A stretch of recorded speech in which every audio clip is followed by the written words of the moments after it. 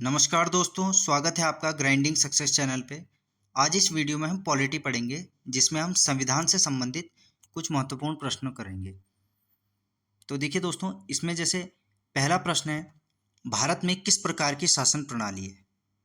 तो इसमें ऑप्शन दिए गए हैं एकात्मक, राजशाही, संघीय या अध्यक्षीय। तो इसका जो राइट आंसर हो जाएगा दोस्तों, हो जाएगा संघीय।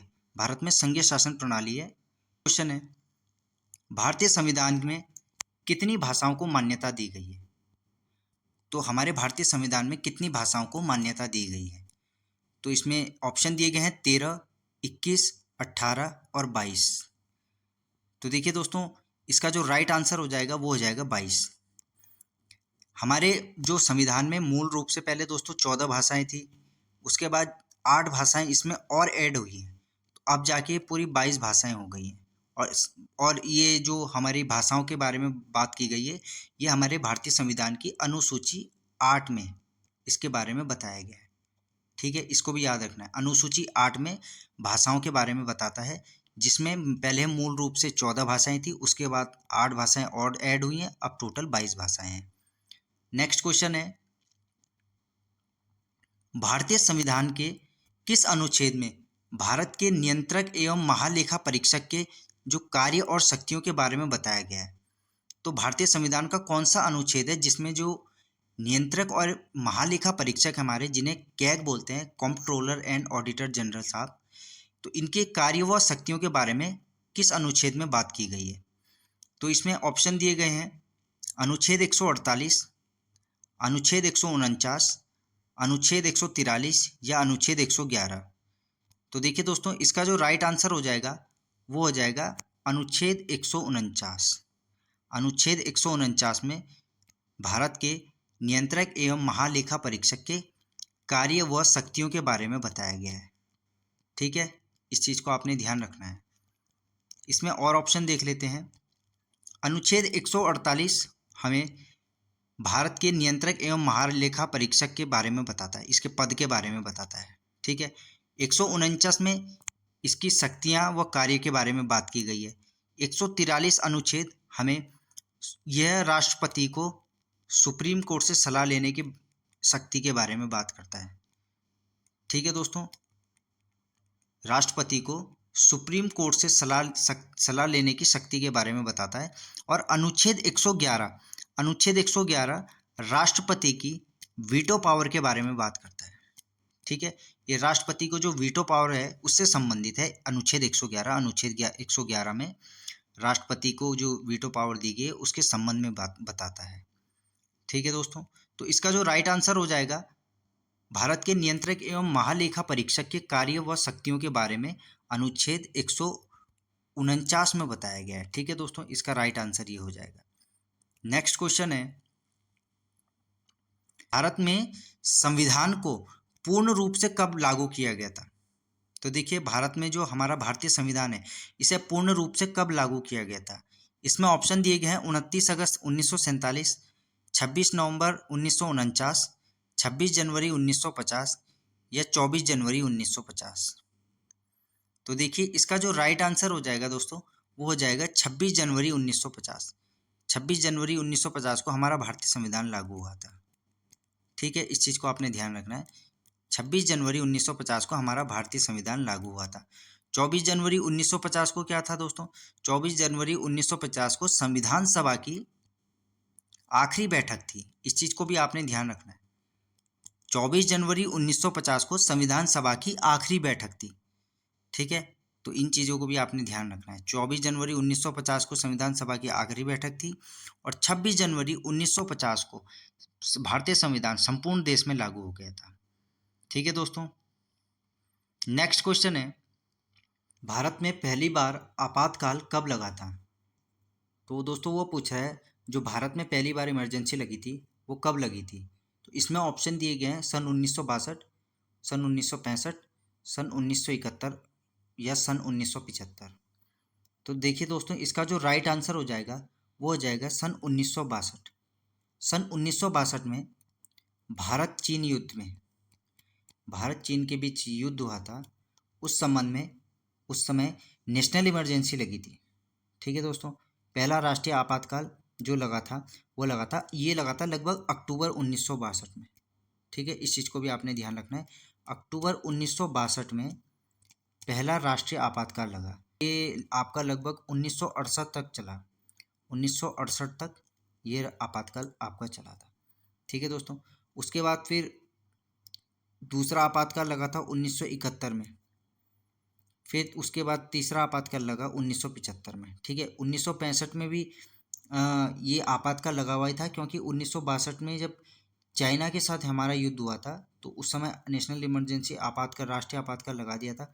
उसके बाद ये 1968 तक चला। इस बीच में पाकिस्तान के साथ भी हमारा युद्ध बना, तो उस चीज़ में तो खैर इसमें जब 1962 में आपातकाल घोषित हो ही रखा था तो वो आपातकाल इसमें भी चला है। ठीक है, उसके बाद जो अलग से आपातकाल लगा था, एक 1971 में लगा था, एक 1975 में। तो अब तक भारत में कुल 3 बार राष्ट्रीय आपातकाल लगे हैं। ठीक है, 3 बार नेशनल इमरजेंसी लगी। इस चीज़ को आपने ध्यान रखना है, 1962, 1971 और 1975। ठीक है दोस्तों, तो इसका जो राइट आंसर हो जाएगा, भारत में पहली बार आपातकाल कब लगा, तो ये लगा था 1962 में। ठीक है, नेक्स्ट क्वेश्चन है, संविधान सभा के स्थायी अध्यक्ष कौन थे? तो संविधान सभा के स्थायी अध्यक्ष कौन थे? इसमें ऑप्शन दिए गए हैं, डॉक्टर राजेंद्र प्रसाद, सच्चिदानंद सिन्हा, जवाहरलाल नेहरू या B.R. अम्बेडकर। तो देखिए दोस्तों, इसका जो राइट आंसर हो जाएगा वो हो जाएगा डॉक्टर राजेंद्र प्रसाद। डॉक्टर राजेंद्र प्रसाद जो है स्थायी अध्यक्ष चुने गए थे। ठीक है, और अस्थायी अध्यक्ष कौन थे? सच्चिदानंद सिन्हा जी, ये अस्थायी अध्यक्ष थे। तो इसका जो राइट आंसर हो जाएगा वो हो जाएगा डॉक्टर राजेंद्र प्रसाद। ठीक है, डॉक्टर राजेंद्र प्रसाद साहब जो है संविधान सभा के स्थायी अध्यक्ष थे। ठीक है, यह इसका आंसर हो। नेक्स्ट क्वेश्चन है, भारतीय संविधान के कौन से भाग में समान कार्य के लिए समान वेतन के बारे में बात की गई है? तो देखिए दोस्तों, भारतीय संविधान का कौन सा भाग है जिसमें समान कार्य के लिए समान वेतन के बारे में बात की गई है? इसमें ऑप्शन दिए गए हैं, मौलिक अधिकार, नीति निर्देशक सिद्धांत, मूल कर्तव्य या संविधान की प्रस्तावना। तो देखिए दोस्तों, इसका जो राइट आंसर हो जाएगा वो हो जाएगा नीति निर्देशक सिद्धांत। नीति निर्देशक सिद्धांत में जो भाग 4 में जिनका वर्णन किया गया है, इस भाग में जो नीति निर्देशक सिद्धांत है, इसमें समान कार्य के लिए समान वेतन के बारे में बात की गई है। ठीक है दोस्तों, नेक्स्ट क्वेश्चन है, भारतीय संविधान के कौन से भाग में पंचायती राज व्यवस्था के बारे में बात की गई है? तो वो बोल रहा है जो पंचायती राज व्यवस्था है ये भारतीय संविधान के कौन से भाग में बताया गया है? तो इसमें ऑप्शन दिए गए हैं, भाग 9, भाग 10, भाग 11 या भाग 12। तो इसका जो राइट आंसर हो जाएगा वो हो जाएगा भाग 9। भाग 9 में संविधान के भाग 9 में पंचायती राज व्यवस्था के बारे में बात की गई है। ठीक है दोस्तों, और भाग 9 क में क्या बोला गया है? भाग 9 क में बोला है नगर पालिका के बारे में, और भाग 9 ख में क्या बोला गया है? भाग 9 ख बोलता है सहकारी समितियों के बारे में। ठीक है दोस्तों, तो इन चीज़ों को भी आपने याद रखना है। नेक्स्ट क्वेश्चन है, भारत के उपराष्ट्रपति का निर्वाचन किसके द्वारा किया जाता है?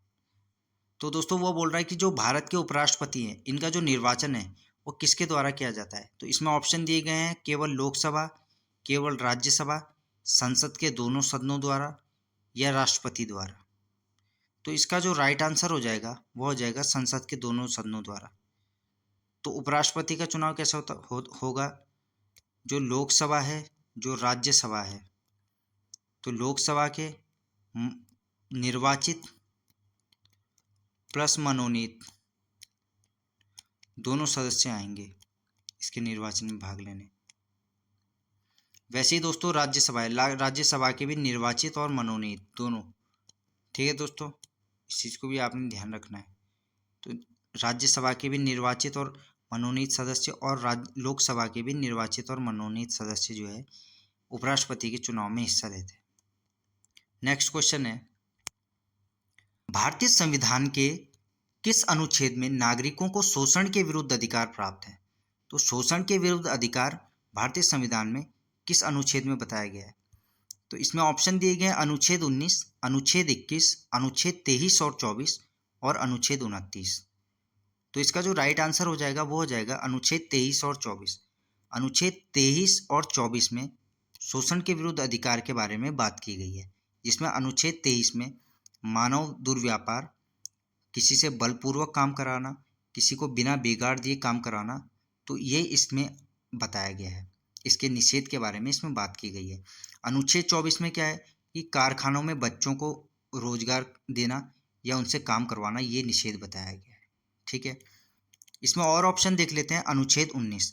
अनुच्छेद 19 में वाक एवं अभिव्यक्ति की स्वतंत्रता के बारे में बात की गई है। ठीक है, अनुच्छेद 21 प्राण एवं दैहिक स्वतंत्रता के बारे में बात करता है। जीवन, किसी भी व्यक्ति के जीवन या व्यक्तिगत स्वतंत्रता के संरक्षण के बारे में बात की गई है। ठीक है, और अनुच्छेद जो 29 है ये प्रोटेक्शन ऑफ माइनॉरिटीज़ यानी कि जो अल्पसंख्यक है, अल्पसंख्यक वर्ग के हितों के संरक्षण के बारे में बात की गई है अनुच्छेद 29 में। ठीक है दोस्तों, तो इसका जो राइट आंसर हो जाएगा वो अनुच्छेद 23 और 24 में शोषण के विरुद्ध अधिकार प्राप्त है। नेक्स्ट क्वेश्चन है, राष्ट्रपति का चुनाव किस प्रकार होता है? तो राष्ट्रपति का जो चुनाव होता है वह किस प्रकार होता है? इसमें ऑप्शन दिए गए हैं राज्यसभा द्वारा, लोकसभा द्वारा, प्रत्यक्ष मतदान द्वारा या निर्वाचन मंडल द्वारा। तो इसका जो राइट आंसर हो जाएगा वह हो जाएगा निर्वाचक मंडल द्वारा। तो इसको देख लेते हैं। जो राष्ट्रपति का जो चुनते हैं दोस्तों, जो राष्ट्रपति का जो चुनाव होता है वो होता है निर्वाचन मंडल द्वारा। ठीक है, और इस निर्वाचन मंडल में कौन कौन शामिल होते हैं? देखिए, संसद होती है, इसके जो दोनों सदन हैं वो लोकसभा और राज्यसभा, इस दोनों सदन के जो निर्वाचित सदस्य हैं वो इसमें रहेंगे, प्लस जो राज्य विधानसभा है या केंद्र शासित प्रदेशों में जो विधानसभा है वहाँ के निर्वाचित सदस्य।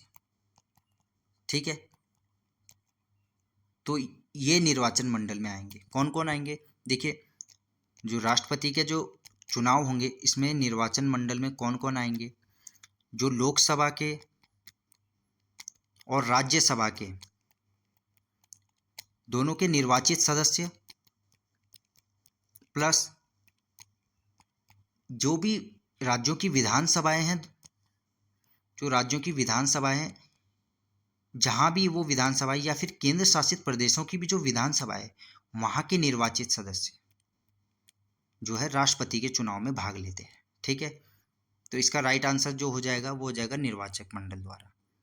नेक्स्ट क्वेश्चन है, भारत के कौन एकमात्र राष्ट्रपति थे जो निर्विरोध चुने गए थे?